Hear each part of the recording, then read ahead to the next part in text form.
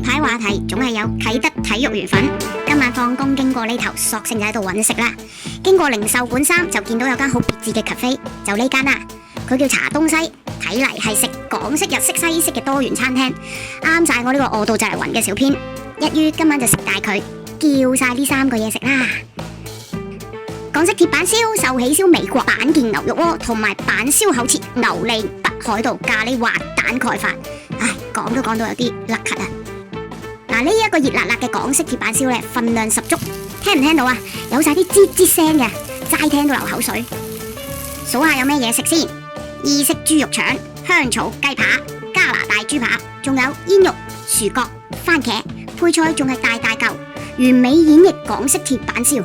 108蚊仲送個餐湯加嘢飲，而家普通茶餐廳食個癲啊！份量細，味道一般嘅都係呢個價啦。你話呢份鐵板燒係咪冇得輸先？仲有啊，一定要揀呢一個羅宋湯，料足番茄味濃，酸度適中，仲帶啲辣，超好味，單叫都要試啊！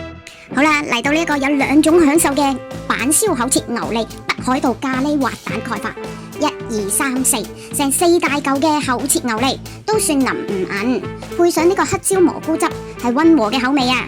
如果黑椒味再濃啲就好啦。至於呢個咖喱滑蛋呢，就夠香滑，滿意之選。小編就最中意霎下，所以飽到嘔啊都要試埋呢個壽喜燒美國板件牛肉鍋。牛板件當然就唔係頂級啦，但係食落就唔韌又冇筋，有牛味。配菜種類都唔少噶，好似有豆卜、金菇、娃娃菜、皇帝菜、芋絲、鮮菇、本菇、京葱，最緊要加埋呢一隻蘭黃蛋，咁至好味。另外仲可以揀珍珠飯或者讚岐烏冬，今次肥死啦！